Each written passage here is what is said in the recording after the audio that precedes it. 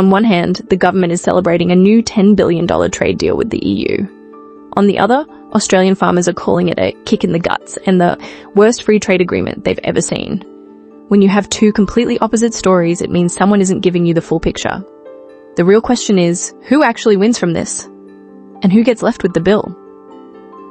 That's what we're going to find out. We're going to cut through the noise, look at the actual numbers, and see exactly what this deal means for you. But first, how did we even get here? How did we end up with a deal the government is cheering for now, but had rejected just months earlier? The real reason has nothing to do with economics. To understand how both sides can be so far apart, we have to ignore the headlines and ask one simple question. Why now? The answer reveals everything. Let's break this down. In October 2023, the government rejected this deal. In March 2026, they signed it. What changed? Not the deal, but the world around it. Let's be very clear. The terms didn't improve. Australia signed essentially the same agreement it walked away from in 2023 for being not good enough for our farmers. Don't take my word for it. Hamish McIntyre heads the National Farmers Federation. He says the agreement appears to offer no material change from what the government rightly rejected before. And when the people who feed the country are told to accept the same not good enough terms, it's clear who's being asked to carry the risk. Farmers first, then the households and regional towns that depend on them. If the deal didn't get better, something else must have gotten worse. This agreement wasn't signed because the economics suddenly stacked up for Australia. It was signed because the world around the deal deteriorated. In a world where wars like the invasion of Ukraine can send shockwaves through food prices, and where tensions with a major customer like China can quickly choke off exports, governments feel intense pressure to de-risk, to lock in safer partners and supply chains, even at a cost. That cost doesn't disappear. It shows up as farmers squeezed on margins, taxpayers funding extra support, and households exposed to price spikes at the supermarket. It's a strategic choice the government will sell as a clean win, but the compromise over who absorbs the downside is quietly glossed over. So if this was a strategic compromise, not an economic one, who are the designated winners? Let's build the government's best case because there are clear benefits for some parts of our economy. Okay, let's break down the government's argument. The core claim is simple. This deal unlocks a wealthy, stable market of 450 million people. On paper, the numbers look good. According to the official documents from DFAT, 97.8% of Australian goods heading to the EU will become immediately tariff-free. That's the big headline number. But when you follow the money, the biggest practical gains sit with services and a few very specific sectors. So who gets the biggest slice of this pie? The first group is our white-collar professionals. For the services sector, this is a significant win. The deal streamlines professional qualification recognition. What this actually means is that an Australian architect in Melbourne can get licensed to work on a project in Rome with far less red tape than before. The same goes for our engineers, accountants, and finance experts. It's about removing friction for one of our highest value exports, our skills. Next, there's the access for our companies. Australian firms now get a real shot at bidding for European government contracts. This isn't a small prize. According to the EU Commission's own fact sheet, we're talking about a market worth around $845 billion every year. For a mid-sized Aussie tech or engineering firm, even a tiny slice of that can mean years of locked-in revenue and the confidence to put on more staff back home. There's also a direct benefit for you as a consumer. That 5% import tariff on many European goods, it's gone. This means the next German car you look at, the French wine, the Belgian chocolate, it should in theory be cheaper. On a $50,000 car, 5% is $2,500 on paper before dealers and exchange rates have their say. That's the kind of number you actually feel in a household budget.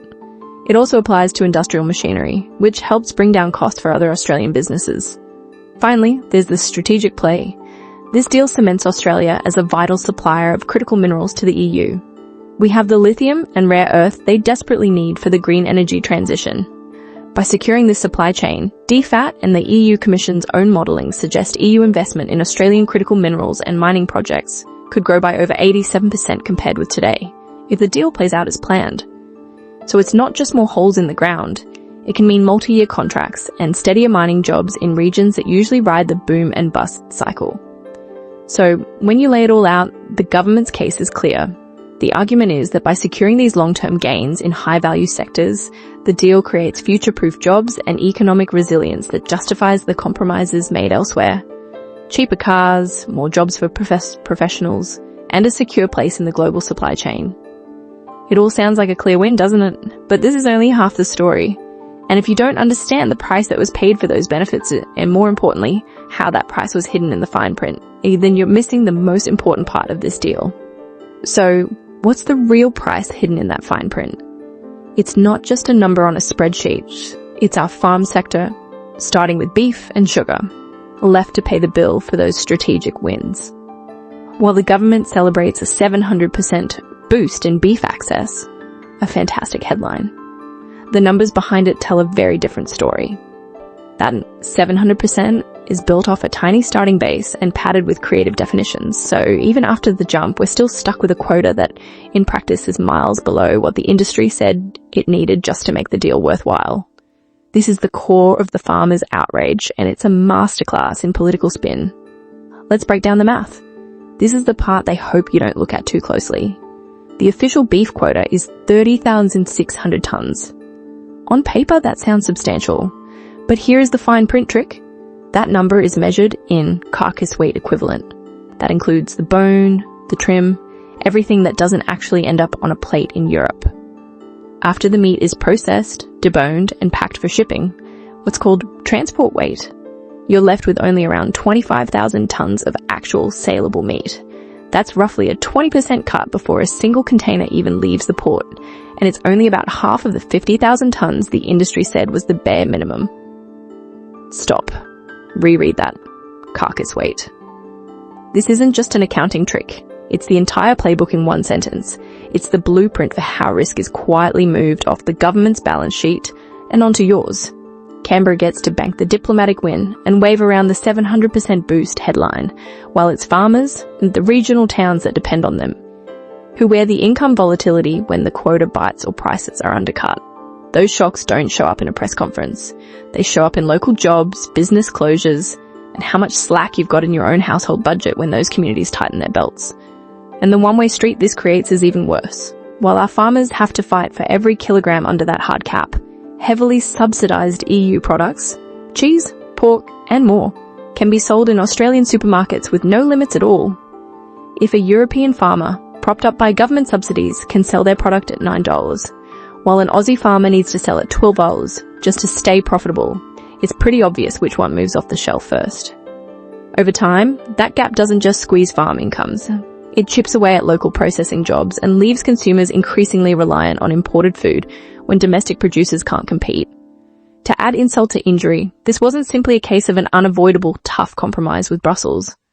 Other major agricultural exporters like Canada and New Zealand secured clearly better market access for their key farm products in their own EU deals. Bigger quotas and deeper tariff cuts on the categories that matter most to their producers. The industry verdict here is scathing. Meat and Livestock Australia called this deal unquestionably a missed opportunity that will leave Australian exporters disadvantaged for decades. And it's the same pattern across the board. The sugar quota is a tiny 35,000 tonnes, less than 2% of the EU's total import demand. In commercial terms, it's a gesture, not a growth plan. So, a strategic win for the nation and a brutal sacrifice for our farmers. Two truths existing at the same time. Where does that leave us?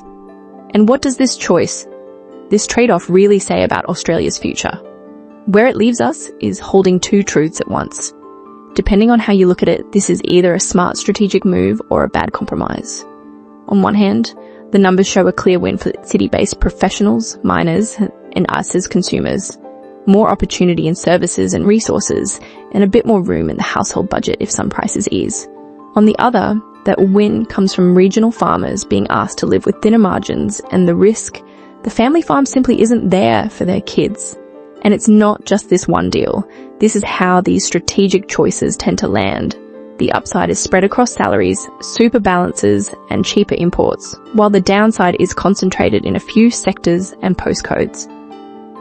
In practice, that's the difference between keeping ahead of the mortgage and cutting back the weekly shop to make the repayments. The real question is, Who decides which group wears that hit so the rest of us can feel a bit safer in a messy world? You've now seen how the numbers land on both sides, so you've got a framework to judge that trade-off for yourself. Ultimately, are those long-term strategic gains worth what our own producers are being asked to give up right now? Now that you've seen the hard numbers for both sides, the strategic wins and the agricultural sacrifices, what's your verdict? Is this a smart strategic move for Australia or a bad compromise? Let me know in the comments.